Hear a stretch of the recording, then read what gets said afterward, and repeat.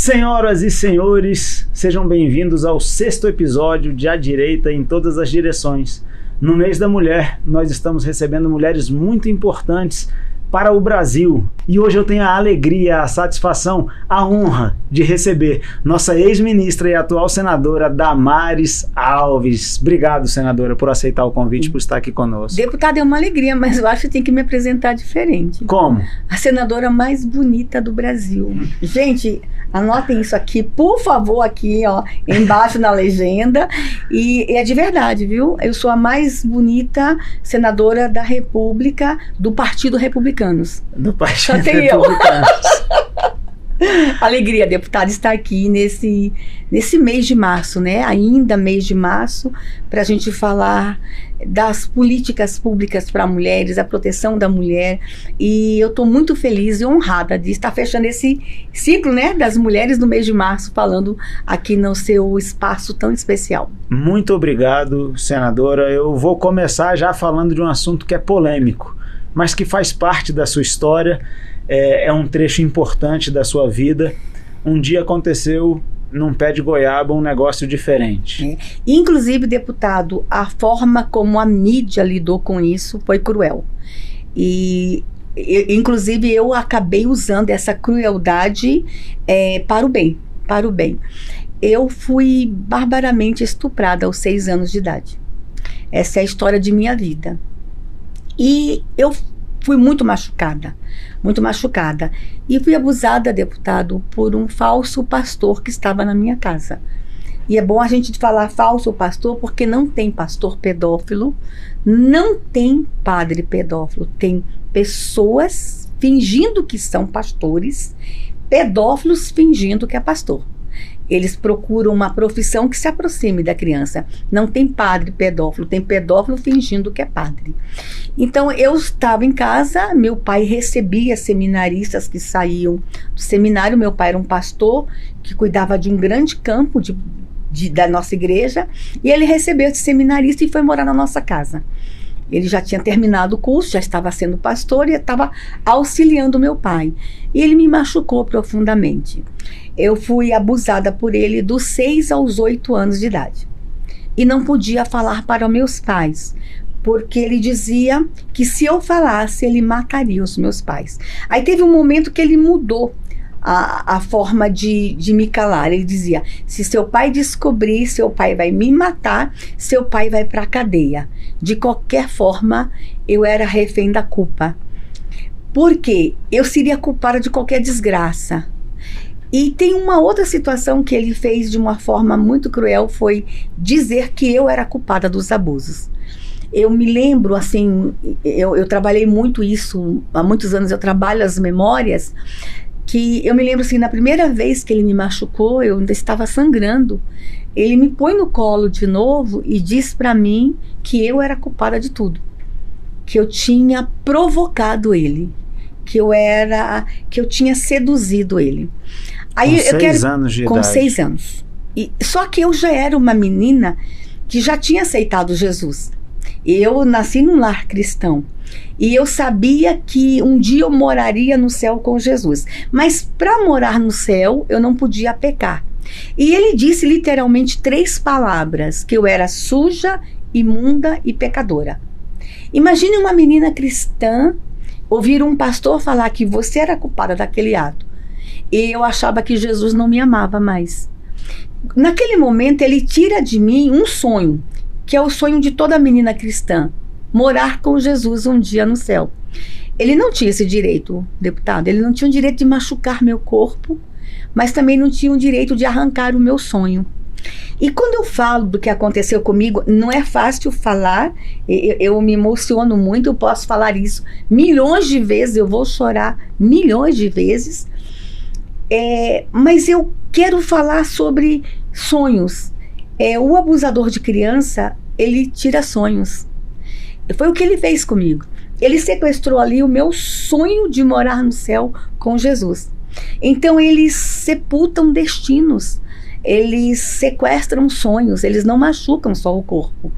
E eu quero dizer para as pessoas que estão me assistindo que o abuso, ele não encerra no ato, ele começa no ato, ele é para a vida inteira. Ou vocês acham que tem uma fórmula mágica para esquecer? Não tem. Não tem terapia que faça esquecer, não tem orações. Você é cristão, não tem orações. Eu sou pastora. Não tem um remédio, não tem nada que nos faça esquecer. O que aconteceu comigo é que eu aprendi a lidar com a minha dor, mas ela está aqui. E às vezes eu acordo de manhã, eu sinto o cheiro daquele homem. As memórias são muito vivas. Eu tenho 59 anos. Eu fui abusada aos 6 anos de idade. São 53 anos convivendo com esta dor. Mas ele sequestrou sonhos. E é isso que eu tenho falado para o Brasil. Nós temos milhões de mulheres no Brasil que tiveram sonhos sequestrados. Nós somos milhões de mulheres abusadas. Essa é uma nação que, infelizmente, estupra a criança. Essa semana aqui no DF, deputado, eu recebi só no meu gabinete 3 denúncias. E ontem uma das minhas assessoras foi visitar uma das famílias. Nessa família, são 8 crianças abusadas. E eu vou te falar uma coisa que me deixou muito triste. Por um pastor do DF. Então é como se a história estivesse se repetindo o tempo todo, por um falso pastor, porque não tem pastor pedófilo. A história vai se repetindo. E como eu gostaria que tudo isso tivesse ficado há 50 anos atrás. Você perdoou esse homem que fez isso? Eu perdoei, mas ele está vivo, mas eu já ensaiei algumas vezes de ir ao encontro dele. É possível que ele tenha me ouvido muitas vezes pela televisão, porque eu falo sobre isso já há algum tempo. Por muito tempo, deputado, eu falava desse episódio na terceira pessoa. Eu sempre dei palestras de prevenção ao abuso sexual. Eu contava essa historinha do pé de goiaba, que ainda não cheguei lá, eu vou responder. E eu falava na terceira pessoa. Até que um dia eu recebi, me permita falar, eu estou no canal de um cristão, eu recebi um comando de Deus da seguinte forma: fale nomes, diga que foi você a menininha do pé de goiaba. E eu já estava casada quando eu combinei com o marido de me permita falar que fui eu. E aí houve essa combinação, porque é constrangedor para todo mundo, e eu só falei que era eu também quando os meus pais não tinham mais acesso à televisão. Meus pais já estavam idosos e eu tinha muito medo de como meus pais se sentiriam sendo expostos, porque meus pais não erraram. Meus pais simplesmente não estavam orientados naquele momento a identificar os sinais que eu mandei. Eu mandei sinais depois do abuso. Que tipo de sinais uma criança manda? Eu lavava a mão o dia inteiro. Eu me sentia suja, imunda e pecadora. Eu me lavava muito. Eu chorava. E eles não entendiam porque eu estava triste. Eu acho que eles estavam tão ocupados. Naquela época não se tinha campanha de prevenção, de conscientização. Nós não tínhamos conselho tutelar, nós não tínhamos estatuto da criança e adolescente, nós não tínhamos uma rede de proteção que nós temos hoje. Não se falava, era um tabu esse assunto na família. Mas eu passei a ser uma menina triste, porque eu era uma menina feliz. Eu era alegre, eu cantava na igreja, eu levantava as mãos. Eu era uma menina muito falante. E eu fico introspectiva. E eles não perceberam esses sinais. E ao ponto que eu subia no pé de goiaba para chorar. Aí que vem a história do pé de goiaba. Muitas vezes, e como eu não podia falar, eu pensava na minha cabecinha de criança: eu vou chorar escondido no pé de goiaba. E eu me lembro, deputado, que eu passei horas naquele pé de goiaba. Eu fico imaginando hoje, eles não percebiam que eu gastava muito tempo no pé de goiaba sozinha. Era onde eu subia para chorar, era onde eu subia para orar. E com vergonha de Jesus, porque eu era culpada. Cada vez que aquele homem me tocava, eu me sentia muito culpada. Aí eu subia no pé de goiaba com vergonha de Jesus. E ninguém percebia isso. Então a minha família não percebeu os sinais que eu mandei. A igreja também não. A igreja não percebeu que a menininha que sentava no primeiro banco, alegre, começou a sentar no segundo, daqui a pouco estava lá atrás. Ninguém percebeu. Ninguém do coral da igreja percebeu. E eu já falei muito sobre isso. Se uma única pessoa tivesse percebido na igreja, um diácono. Nós que somos evangélicos, a gente toma Santa Ceia. Quantas vezes o diácono passou por mim com a bandeja do vinho, eu olhei nos olhos dele, eu mostrava pavor e eles não entendiam o meu olhar. Ninguém me entendia, ninguém leu os sinais que eu enviei.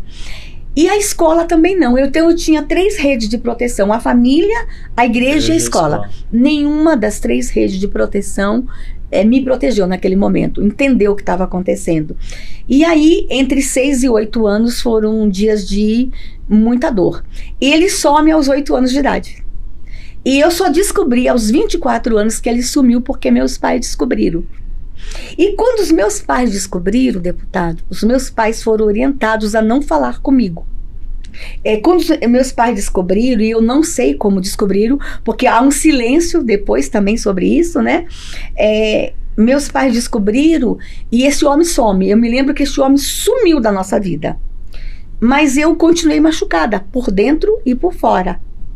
E vou lhe falar que por dentro, deputado, a alma, e por fora eu não consegui engravidar depois. Os ferimentos foram graves.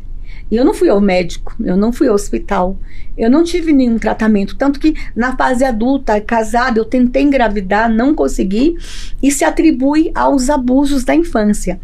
E quando este homem some, que meus pais descobrem, eles vão falar com os líderes nacionais da igreja, porque era um seminarista ligado à igreja, né? E houve a orientação: acabou, ele já foi embora, sumiu, orem por ela.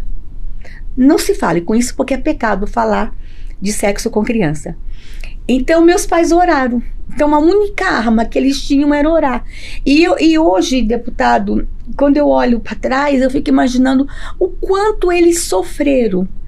Eu fico imaginando meu pai pastor, quantas vezes ele chorou de madrugada orando por mim. A mamãe, quantas vezes a mamãe foi aos pés da cruz orando por mim. E quando eu descobri, já fazia 19 anos que eu tinha sido abusada, e eles estavam orando por mim ainda. E eu falo com muita clareza, deputado, pode até soar como uma heresia, mas eu já falei várias vezes, eu trocaria 19 anos de oração dos meus pais por um abraço, quando eles descobriram. Porque se eles tivessem me abraçado e dito que eles não estavam bravos comigo, porque eu também achava que eles estavam bravos, e que eu não era suja, imunda e pecadora, eles tinham mudado o rumo da minha história. Porque o homem some, eles descobrem, e eu continuo com as dores internas, ao ponto que eu continuei subindo ao pé de goiaba, cada vez mais, chorando, porque os traumas eram grandes, né? E aos 10 anos eu quis morrer. Então é aí que tem um encontro com o homem poderoso.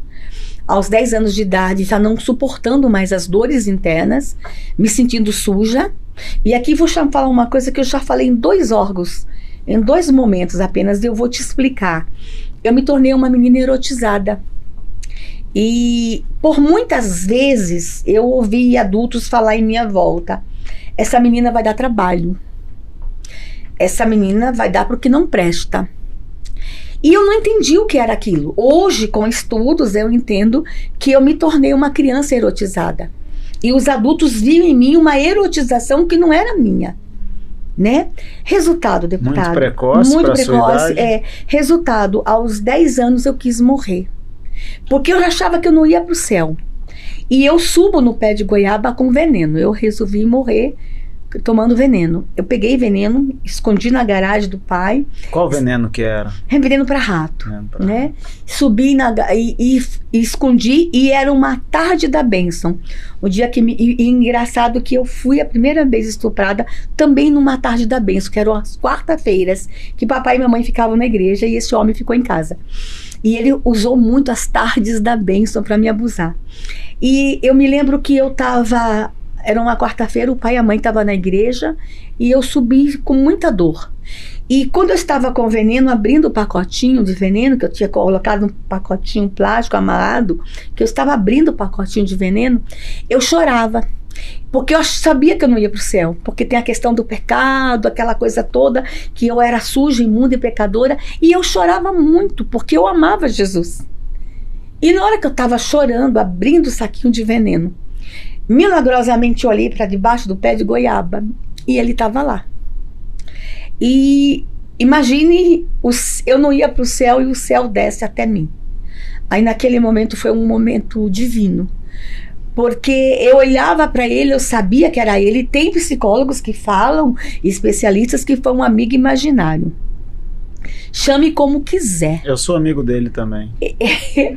Dê o nome que vocês quiserem, mas eu sei quem estava lá. Era eu e ele. E ele é real, deputado. Tá vivo. Eu não posso falar de um Jesus que está apenas nas páginas da Bíblia. O meu Jesus, ele é de verdade, ele está vivo e ele se manifesta. E para mim ele se manifestou num pé de goiaba. E ninguém pode tirar isso de mim. E eu lembro que eu olhava para ele assustada, né? E o veneno sumiu da minha mão, caiu, desapareceu. E eu olhava para ele e de repente ele sorri. E foi uma troca de olhar que eu quero chegar no céu para ver aquele olhar de novo. E eu vi aprovação, eu vi amor no olhar, e ele sorriu. E ali eu entendi que eu estava sendo muito amada. Mas ele não riu só, não ficou ali debaixo do pé de goiaba. Eu me lembro bem que era um pé de goiaba que tinha uma bifurcação, eram 2 galhos. Eu estava em um dos galhos, eu ficava encostada no galho. E ele começou a subir na árvore. E eu dizia, não sobe, Senhor, o Senhor não sabe subir.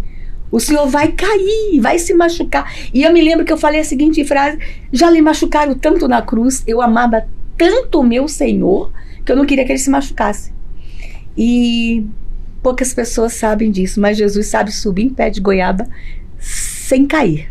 E ele subiu, e eu me lembro bem desse encontro, nós 2 sentados, ele num galho, eu em outro, e foi um encontro que pode ter demorado 1 segundo, não sei quanto tempo que a gente podia precisar, mas para mim ele foi eterno, e ele muda a minha vida. Então eu tinha 10 anos, eu subi para a morte no pé de goiaba, e eu desci para a vida, eu desci diferente.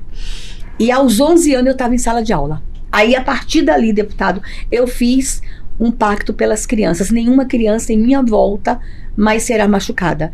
E a minha vida tem sido isso. Então eu fiz da minha dor a minha luta. Você era uma criança trabalhando, já cuidando de criança. Pelas crianças. Aos 11 anos já estava em sala de aula, ajudando, cuidando de crianças. Posso fazer 2 observações disso tudo? Sim. 3. A primeira é que Jesus está vivo e ele não tem locais onde ele não pode encontrar alguém. Sim. Qualquer lugar é passível de ser utilizado por Jesus para encontrar alguém. Seja um poço onde uma mulher vai pegar água, seja um pé de goiaba onde uma menina vai tirar a própria vida, ou onde quer que você que está aí nos assistindo esteja. O dia que ele marcar um encontro com você, você pode ter certeza, sua vida nunca mais vai ser a mesma, não importa o que tenha acontecido. A nossa história, como a história da humanidade, é dividida em antes e depois de um encontro verdadeiro com ele. E não existe ridicularização e não existe perseguição política ou midiática que possa arrancar de alguém as experiências que essa pessoa viveu com Deus. A Bíblia diz, e aqui está quase um culto, provai e vede que o Senhor é bom. Provar é experimentar. E podem tirar muita coisa de um ser humano, mas as experiências de vida que ele teve, isso ninguém tira. Do mesmo modo que ninguém pode apagar as lembranças dos seus 6 a 8 anos de idade, ninguém pode apagar o pé de goiaba que mudou a sua história. Eu tenho certeza que muitas pessoas são gratas a Deus pelo pé de goiaba e pela sua coragem de falar. Deputado, quando eu fui chamada para ser ministra do governo Bolsonaro, essa era uma conversa que eu tinha só com a minha igreja. Eu fiquei anos falando na igreja sobre o pé de goiaba, mas para orientar os pais a lerem os sinais que meus pais não leram. Essa era a minha missão, treinar líderes na igreja, treinar professores de escola dominical. E aí, quando eu fui chamada, pegaram uma mensagem minha em uma igreja em que eu falava, e eu vi Jesus no pé de goiaba, e eu falava com muita emoção. E isso virou objeto de chacota, de gozação. Eu fui perseguida pela esquerda. Foi por isso que eu perguntei. Pela esquerda. Ainda hoje, deputado, eu recebo goiabas de presente para machucar. Ainda hoje eu sou chamada de goiabeira nas redes sociais. No carnaval de 2019, eu fui máscara de carnaval. Não tem uma boate, acho que em Recife, que eles enfeitaram a boate de bruxa e todas as bruxas tinham meu rosto. E tem um carro alegórico num bloco de carnaval que era um pé de goiaba. Nesse pé de goiaba, e tinha um homem vestido de azul e rosa, com uma boneca de índiozinho, e tinha Jesus no pé de goiaba. Uma boneca de índiozinho, uma referência à sua filha. A minha filha, né? E assim, eles fazem fantasias com isso, música com isso, tem marchinha de carnaval do pé de goiaba, ministra da goiabeira, ainda ontem eu abri meu Twitter e tinha gente perguntando, e aí, como é que tá o pé de goiaba? E eu vou lhe falar uma coisa, e me permita falar exatamente o que um jornalista escreveu. Permito, claro. Eu não sei que hora se eu vou passar a programação, mas eu vou falar exatamente como ele escreveu. Ele disse o seguinte, que eu era louca, porque eu não transei com Jesus no pé de goiaba. Aí dói, porque aí não tá falando de mim só. Tá falando do Senhor da minha vida. E eu vou dizer para o senhor que nesse dia que esse jornalista escreveu isso, foi a única vez que eu tive um momento tenso lá atrás, mas assim, no dia que eu falei assim, agora eu ligo para Bolsonaro e falo, tô entregando o cargo. Porque para me alcançar, eles atacavam o meu Senhor. Enquanto tá me atacando, pode ir, vai. Nós da direita, a gente aguenta, bora. Mas na hora que ataca o Senhor da minha vida para me atingir, eu disse, agora inverteu o jogo. Inverteu, porque eles estão atacando o meu Senhor. E naquele dia que eu quis pegar, eu me lembro que eu estava indo de Belo Horizonte, de um evento para o aeroporto, e eu peguei o telefone e ia dizer, Bolsonaro, chega, agora deu.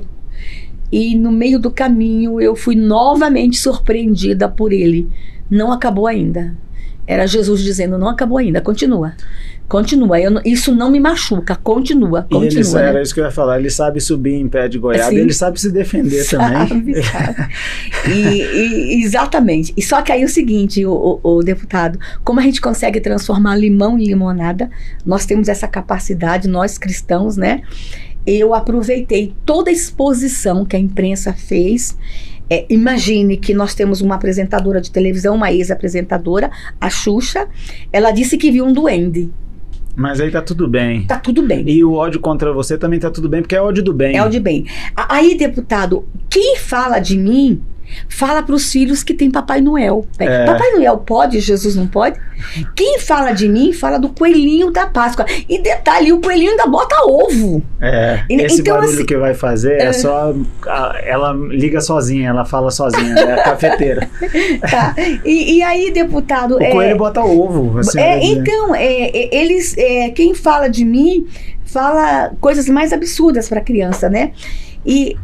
Eu sei que nesse momento aí do ataque à minha fé foi muito ruim, mas eu fiz do limão à limonada. Eu conversei com o Brasil sobre abuso sexual. Eu acho que o tema nunca foi tão falado como agora. Eu trouxe políticas públicas a partir do pé de goiaba. Eu comecei a falar com o Brasil. Uma ministra se expor e eu dei voz. E aí eu tenho pergunta também. Continua dando voz. Essa menina foi curada por Jesus, se transformou em pastora de uma igreja evangélica. Mas ao longo da história entrou na política, trabalhava nos bastidores no Congresso Nacional, muitos não é anos, isso? Exerceu cargos no Congresso Nacional, depois vira ministra do presidente Jair Bolsonaro e hoje senadora. Como é que se deu isso ao longo do tempo? Foi tudo muito, muito automático, né? Quando eu vou para a sala de aula aos 11 anos, eu já começo a liderar um movimento. Eu vim de movimento de base, deputado. Eu já comecei a liderar movimentos em defesa da infância muito cedo. Mas eu fui para movimento estudantil também, né? Eu protestei, eu fui para as ruas também. E depois eu fui estar em movimentos sociais diversos. Eu trabalhei com mulheres camponesas, eu trabalhei com pescadores. E as coisas foram acontecendo. Eu não fiz só pedagogia, eu fiz direito também. Aí eu vou para São Paulo, eu saio do Nordeste. E eu saí do Nordeste porque eu ia morrer. Então, mas só uma pausa.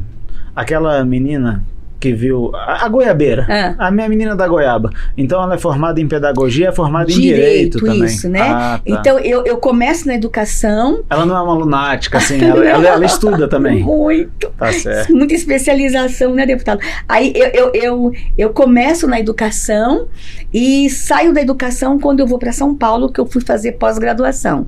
Não terminei o meu mestrado, eu comecei a pós-graduação e decidi fazer direito junto.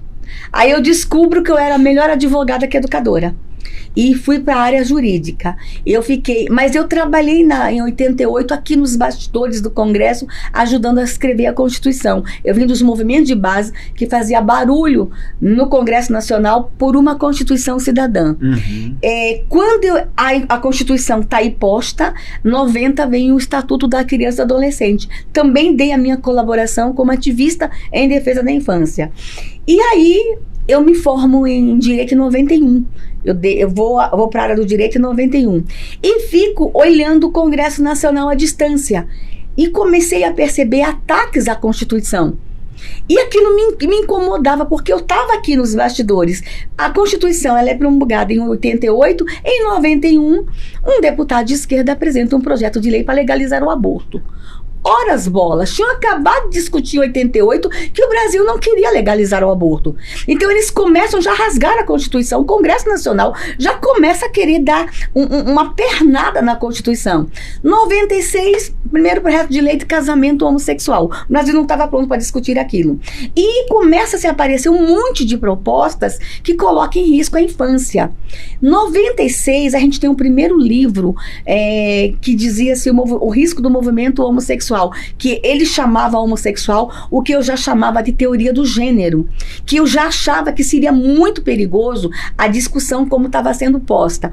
96 vem para a base comum curricular a educação sexual no Brasil. Ela começa a ser ensaiada em 94 de uma forma indevida. Em 96 ela é implantada de uma forma que erotizava crianças. A base comum curricular, só para quem está nos assistindo entender, é a grade curricular. Sim. Que vai para todas as escolas do Brasil. Eu fico observando esses movimentos no Congresso Nacional e fico inquieta. E eu tinha uma carreira jurídica, eu era advogada, com escritório. E aí eu começo a ver os riscos que o Brasil corria e que o parlamento não estava atento. Aí eu resolvo vir para cá, deputado. Só que aí eu venho para Brasília, já formada em direito, já educadora, para ser assessora jurídica nos bastidores do Congresso. Eu largo a minha carreira para ser uma assessora aqui. E deixei de ganhar dinheiro, deixei de fazer uma carreira jurídica grande, já estava ganhando dinheiro na época, vim para cá para ser assessora parlamentar. Mas para trabalhar esse sistema nos bastidores. Temas como infanticídio indígena, crianças que são enterradas por motivação cultural, o aborto, a ideologia de gênero. Eu fui uma das primeiras pessoas a falar sobre isso no Brasil. Todo mundo acha que foi Bolsonaro que gritou, mas eu estava lá nos bastidores e encontrei um parlamentar corajoso e que ele fala com muita coerência a partir de 2008, mas desde 98 eu ficava ali, deputado, isso aqui é muito grave. Então eu tinha um capitão parlamentar que me ouvia muito. E a questão da erotização de criança, por meio de políticas públicas. Aí eu começo a receber os livros e os materiais. E aquilo começa a me incomodar. E eu começo a movimentar o Congresso Nacional em torno desses temas. Então sua relação com o presidente Bolsonaro de 98, é de muito tempo 98, lá no Congresso, isso. Quando ele ainda era um deputado do baixo clero. Isso, e por muitas vezes eu era uma voz perdida, eu era tida como louca, né? Doida. E ele também. Então os loucos se entendiam nos bastidores. Esse deputado do baixo clero, ele, com o passar dos anos, acaba se tornando uma grande liderança e, nas palavras do deputado Nicolas Ferreira, foi como um trator que abriu um caminho para o surgimento da direita no Brasil depois da redemocratização, do que chamaram de redemocratização, ou da devolução do poder para os civis. Como é que a senhora enxerga esse movimento de direita hoje? A senhora falou assim, a direita apanha, a direita aguenta, a gente não vai retroceder, nós não vamos desistir. Como é que a senhora enxerga, primeiro, o movimento de direita hoje e em segundo, como é que a senhora enxerga a apropriação de quase todas as pautas pela esquerda? Que é como se a esquerda pegasse essas pautas, a criança, não, as crianças são nossas. O meio ambiente, não, o meio ambiente é nosso. E tantas outras. Deixa eu te explicar uma coisa. A direita sempre esteve ali de uma certa forma organizada nos bastidores do Congresso. Mas a direita estava sendo seduzida pelo discurso politicamente correto. E esse discurso politicamente correto, às vezes, nos fazia recuar muito, dar passos atrás, que não era o momento de dar passos atrás. E nós tínhamos uma pessoa que tinha coragem de não ser o politicamente correto. E essa pessoa se chamava Jair Bolsonaro. Então, por muitas vezes, eu nem levava a pauta para os politicamente corretos, porque eles diziam, no diálogo a gente conquista tudo. Tem um momento que não é diálogo, tem um momento que tu tem que bater na mesa. É enfrentamento. É enfrentamento. Tem um momento que a gente tem que dar passos mais largos. E Bolsonaro não tinha medo do enfrentamento, porque ele foi sempre essa pessoa bélica, de ter coragem, corajoso, bélica no bom sentido, né? Impetuoso. Então, ele não estava nem aí para o que pensassem dele. Por quê? Os votos dele estava garantindo exatamente porque ele era desse jeito. E os outros parlamentares queriam meio que jogar, olha, eu sou coerente, eu sou técnico. Ele não, que se dane, eu vou falar o que eu penso. É isso aqui, pronto, acabou. Isso aí fez com que muitas pessoas se empoderassem, se encorajassem. Então, o Bolsonaro rompe o discurso do politicamente correto, inspira muita gente a vir. Eu me lembro dele gritando no auditório, e aí os parlamentares vindo em volta dele, ele tem razão, porque o lado de lá não estava nem aí para o politicamente correto. Quando o Bolsonaro entra num seminário, que eu chamei ele, inclusive, e ele vê o cara do MEC falando que eles discutiram uma semana até onde seria introduzido a língua na boca, eram dois homens que iam se beijar num vídeo para criança, até onde seria introduzida a língua na boca de um homem no outro, que o MEC para uma semana para discutir até onde vai a língua. Aí Bolsonaro, a esquerda não tá nem aí pro que fala. Isso não é coisa para se falar num seminário dentro da Câmara. Então, se eles não tinham pudor em falar o que eles queriam, por que a gente tinha pudor em falar? Então o Bolsonaro vai lá e ele enfrenta, e ele traz com ele pessoas que tinham vontade de falar e não tinham coragem. E aí vem uma coisa interessante, que é a geração Nicolas, né? Esses meninos estavam indo para a faculdade. Posso interromper? Que a gente vai chegar na geração Nicolas já. Aí esse trator vence a eleição. Venceu a eleição presidencial de 2018 e todos davam como certo, com a derrota do senador Magno Malta naquele pleito, que o Ministério da Família seria um convite do presidente para o Magno Malta. E eis que surge a ministra Damares Alves. Como é que ia receber esse convite? Seria do Magno. O Magno foi convidado, né? Foi convidado? Foi convidado, o Magno foi convidado para outros cargos também, mas ele precisava de uma ministra da Mulher. Então eu fui chamada para ser ministra da Mulher.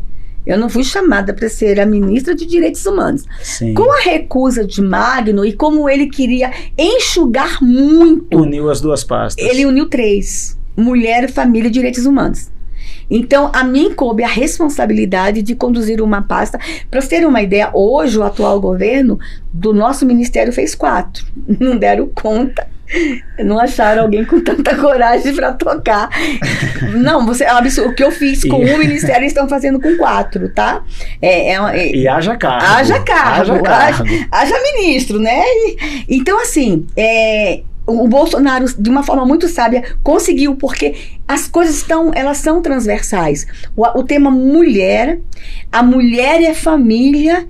A família e a mulher precisam ter seus direitos garantidos. A lógica de Bolsonaro, quando ele formatou na cabeça esse ministério, ele foi muito inteligente. Tão inteligente que esse ficou o ministério mais queridinho do Brasil. Desculpa, tá? Meus coleguinhas ministros, mas eu saio como a ministra mais popular da história. Qual foi o maior desafio no ministério? Foi fazer o diálogo com o Brasil, que era direitos. Porque havia uma resistência, inclusive, entre nós conservadores sobre direitos humanos. Porque a esquerda, ela sequestra essa pauta e ela faz o quê? Ela relativiza direitos para alguns segmentos. E aí eu assumo a pasta, eu já conhecia muito do tema, né? Estudo direitos humanos há muitos anos, faço isso há muitos anos, e aí eu vim com a proposta da gente falar da universalização de direitos. Eu saio do relativismo cultural e vou para a universalização. Eu sou universalista. E aí, quando eu comecei a falar direitos para todos, e conversar com o Brasil, por exemplo, casamento é direitos humanos. Você sabia que o direito ao casamento é um dos direitos da Declaração Universal dos Direitos Humanos? Quando eu falei sobre o direito à propriedade, e eu provei que o direito à propriedade, ele é um direito humano na Declaração Universal dos Direitos Humanos. Portanto, quem invade propriedade privada está violando direitos humanos. Vamos mandar esse recado? Posso falar de novo? Claro. Atenção, MST! Posso falar assim? Pode, claro. Vocês estão fazendo violação de direitos humanos, porque o direito à propriedade está na Declaração Universal dos Direitos Humanos. Posso dizer mais um direito humano que está na Declaração Universal dos Direitos Humanos? O direito dos pais de educar os filhos, inclusive quanto à religiosidade dos filhos. Tá, é direito dos pais. Isso está numa convenção que o Brasil é signatário. O Pacto de São José da Costa Rica, que fala que a escola não pode ensinar nada para a criança que atente contra os princípios morais e religiosos da família. Então a gente tem aí violações de direitos humanos em escolas o tempo todo. Quando eu comecei a falar, por exemplo, deputado... O pessoal brigou comigo aqui que eu estava torto, é isso? Quando eu comecei a falar, por exemplo, que água é direitos humanos, um dos itens últimos que foi anexado à Declaração Universal dos Direitos Humanos é saneamento básico, tá? E por falar nisso, eu não sei como é que o governo PT vai fazer saneamento básico, ele vai acabar com a FUNASA. Posso mandar esse recado? Claro. Atenção, Brasil, o governo PT vai acabar com a FUNASA. Então fica aí, tenho que dar esse recado, que a maior violação de direitos humanos nos últimos anos, para mim, foi corrupção. Aí não está na declaração, mas eu entendo que corrupção é violação de direitos humanos, que na hora que você rouba o dinheiro, você deixou de atender a criança, a mulher, o saneamento básico, a água, então é uma grande violação de direitos humanos. Portanto, nós temos líderes no Brasil que estão governando essa nação que violaram direitos humanos quando se envolveram em esquemas de corrupção. 4 anos no Ministério da Mulher, da Família e dos Direitos Humanos. 2022 chega e há uma grande discussão, pelo menos na mídia. Damares vai ser candidata no Amapá, Damares vai ser candidata aqui, acolá. Damares, aos 45 do segundo tempo, entra numa corrida eleitoral no Distrito Federal para ser senadora. Onde era o improvável, né? Onde era o improvável. E vence de maneira avassaladora com quase 50% dos votos. A que você acredita essa vitória? Que o Brasil é conservador. Eu não sou nenhum fenômeno. Tem gente que fala assim, uau, ela é um fenômeno nas urnas. Sou nada, gente, sou nada. O que acontece é o seguinte, quando eu vi 6 estados brigando por mim, e havia mesmo esse pedido, né? E, atenção, tem senadores do Amapá que só foram eleitos porque eu não fui candidata lá. É bom deixar isso bem claro. Ele fica bravo quando eu falo isso. Mas assim, ó, Amapá queria, o Pará queria, Sergipe queria, São Paulo, Bolsonaro conseguiu, inclusive, fazer um feito que ele me lança candidato a senador em São Paulo. Quando todo mundo começou a falar que queria Damares, eu disse assim, não sou eu. O que esses estados queriam, deputado, eram as pautas que eu defendia. Perfeito. Naquele momento eu disse, o Brasil realmente é conservador. E não é a Damares que é popular, são as pautas que Damares defende que são populares. A diferença entre eu e os antigos ministros de Direitos Humanos, inclusive vou te fazer uma pergunta. Faça. Tu sabe quem era o ministro de Direitos Humanos antes de mim? Não. E antes dele? Também não. Pois é. Só conhece Damares. Pois é. É porque eu sou popular? Não. Não, são as pautas. Exato. A diferença entre eu e eles é que eu falo com muito amor das pautas. E eu provei que a pauta não era da esquerda. Essa é uma pauta conservadora. E por incrível que pareça, o ministro que me antecedeu é teu colega, teu amigo, nosso amigo. É o nosso querido Gustavo. Nosso querido Gustavo, o esposo da Passamani, era o ministro de Direitos Humanos. E ele lidou de forma secretário da Casa Civil e foi um excelente ministro.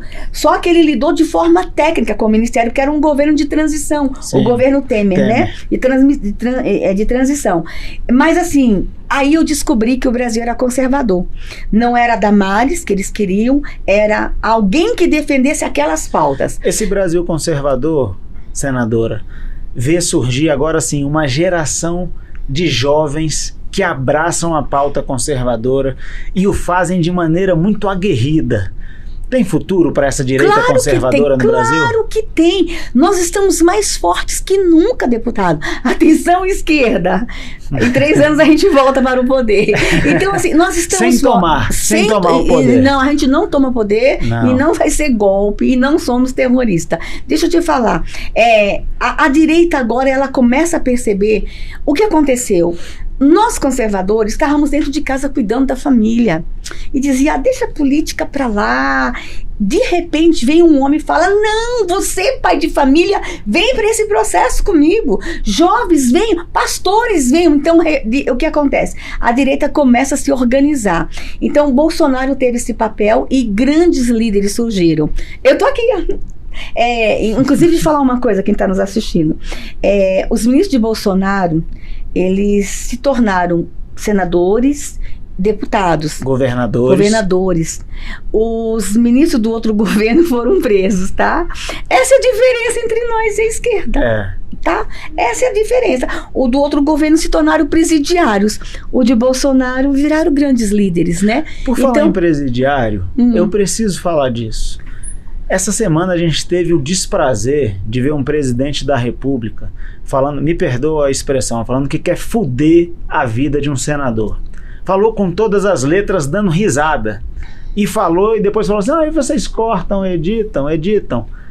Essa esquerda fala que nós temos discurso de ódio. No dia seguinte, a Polícia Federal desmantelou um plano para matar o senador a que o presidente da República se referiu. Eles falam que nós somos contra a democracia, mas o presidente da República, o cara é o presidente. Mas ele é um ex-presidiário, mas ele tá na cadeira da presidência. É lamentável, mas ele tá. Ele falou que ele queria fuder a vida do Sérgio Moro. No dia seguinte foi desmantelado um plano para matar o Sérgio Moro, a Rosângela Moro, esposa dele, deputada federal. Quer dizer, você tem a Câmara Federal, o Senado Federal e a Presidência da República envolvidos nisso. Desmantelou o plano. No dia seguinte o presidente é perguntado e ele ri. E ele fala que isso foi uma armação do Moro com a Polícia Federal. Como é que a senhora enxerga isso tudo, a senhora como senadora da República? Como é que a senhora vê esse tipo de ataque e isso tudo que está acontecendo? É difícil a gente falar do presidente da República, o pastor, porque a gente nunca sabe quando ele está sóbrio, né? Eu gostei do pastor.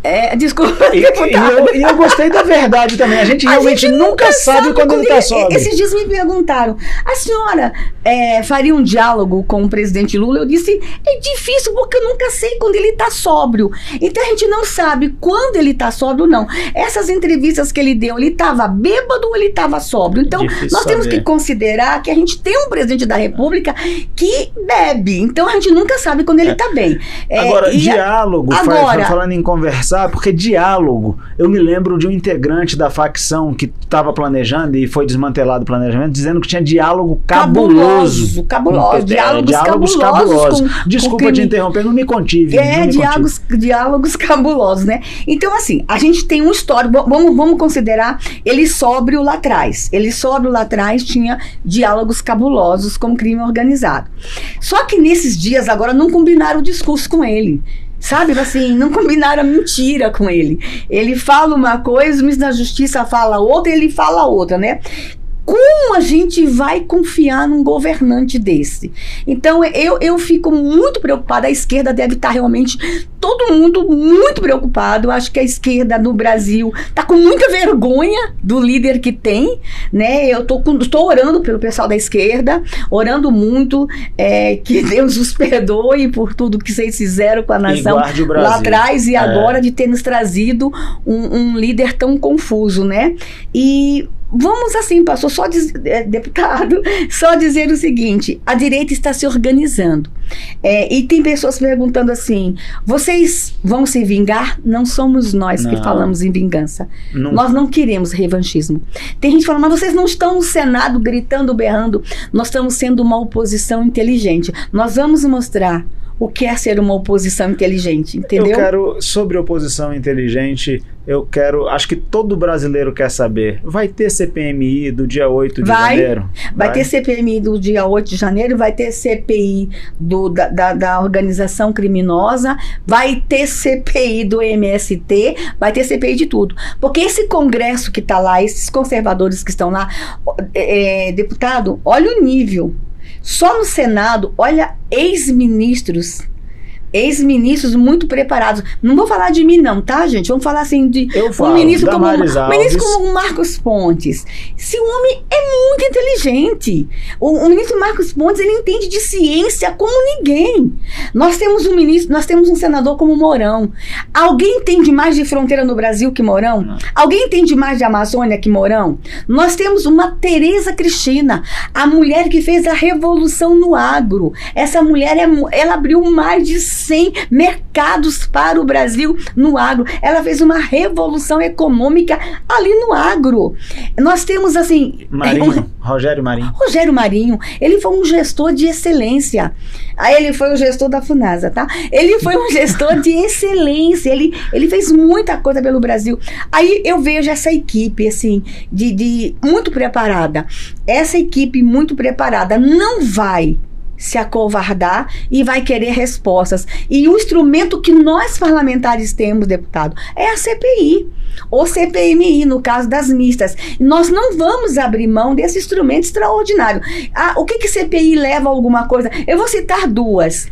A CPI do narcotráfico mudou o rumo no país. As nossas leis hoje nasceram naquela CPI que Magno Malta foi relator. A CPI da pedofilia em 2010, ela também ela trouxe um marco legal para o Brasil no enfrentamento à violência sexual contra a criança. Então, nós temos CPIs que deixaram grandes frutos para o Brasil. Então, nós estamos acreditando que a CPI de 8 de janeiro, ela vai mostrar muitas verdades que a gente precisa que o Brasil saiba de todas elas. E é bom que sempre se diga que nós somos a favor da punição a cada um daqueles que cometeu crime. Não interessa se é de esquerda, de direita, cometeu crime, tem que pagar pelo crime que cometeu. Mas a gente quer que somente aqueles que cometeram crime sejam punidos e todos aqueles que cometeram crime, quer por ação, quer por omissão, quer dolosamente, quer culposamente, todos eles sejam apenados, inclusive as autoridades, pessoas públicas, etc.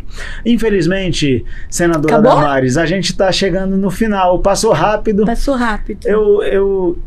Olha, são só 6 episódios, mas é muito bom entrevistar pessoas que falam tão bem. O Álvaro deve estar ali exultante, porque ele fica torcendo para as coisas darem certo e para fluir. Fluiu, Álvaro, fluiu.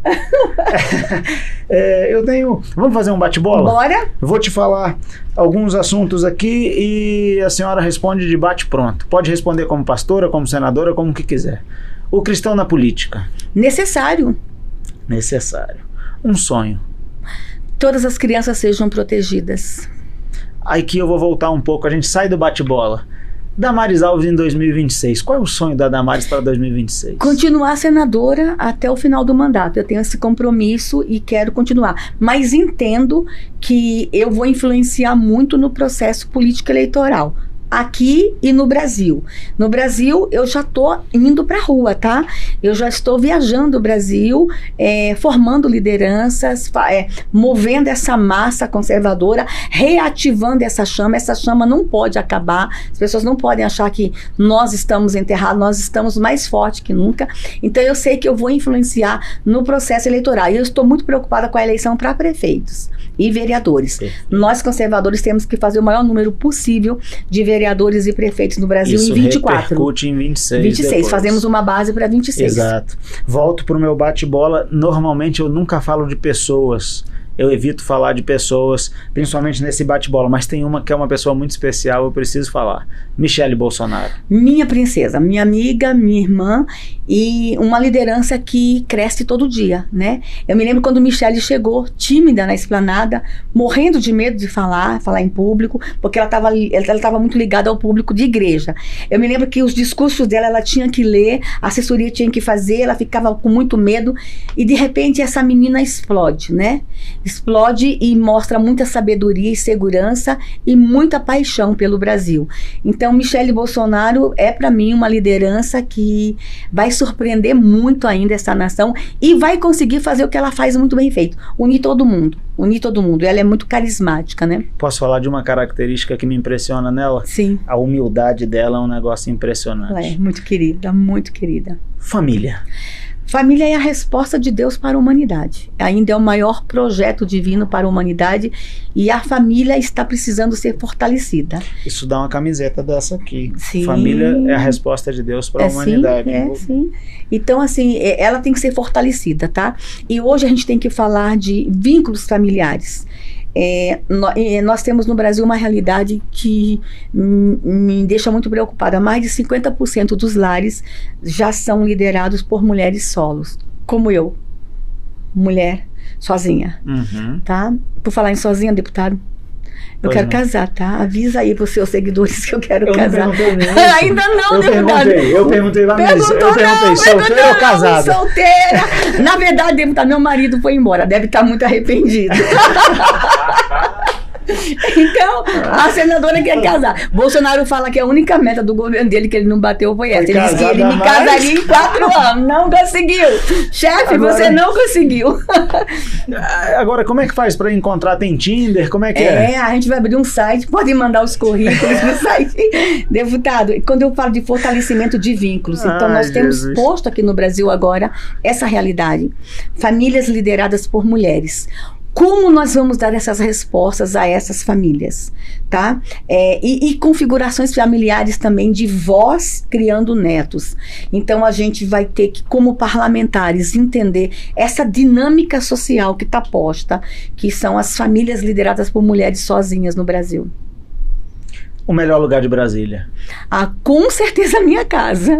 Todo mundo responde isso. A minha casa. É porque político não mora em casa. Você não sabe. É que a gente sonha de chegar em casa. Ou não é? A gente sonha de chegar em casa, gente, botar um pijama, botar um chinelo e assistir um filme. Então, assim, ficar com a família. Mas, com certeza, o melhor lugar de Brasília é a minha casa. Mas eu sonho com o DF, deputado, que seja o melhor lugar do Brasil para se nascer. Nós temos desafiado as autoridades locais de que Brasília seja o melhor lugar do mundo para se nascer menina. Uma frase. Uma frase: que Deus abençoe o Distrito Federal. Amém. Seu legado. Inspirar outras pessoas a lutarem pela proteção das crianças. Eu quero deixar isso. Eu quero que no meu túmulo esteja escrito: Damares lutou pelas crianças no Brasil. Eu queria muito ser conhecida como a pessoa que fez da sua dor a sua luta e que protegeu crianças. Senhoras e senhores, esta é a senadora Damares Alves e este foi o nosso 6º episódio de A Direita em Todas as Direções. Muito obrigado por nos acompanhar até aqui. Senadora Damares, muito obrigado pela sua presença. Deputado, só dizer uma coisa sobre o senhor. O senhor foi uma grata surpresa. Obrigado. E um grande presente para o parlamento aqui no Distrito Federal. E as pessoas que não te conheciam estão muito felizes com a sua atuação. Obrigado. E parabéns pela sua coragem de colocar o seu nome para concorrer às eleições num momento tão complicado. E parabéns pelo que já está fazendo aqui no parlamento. Que Deus te abençoe. Amém. Obrigado pelas palavras. Um abraço para você que nos assiste. Até o nosso 7º episódio.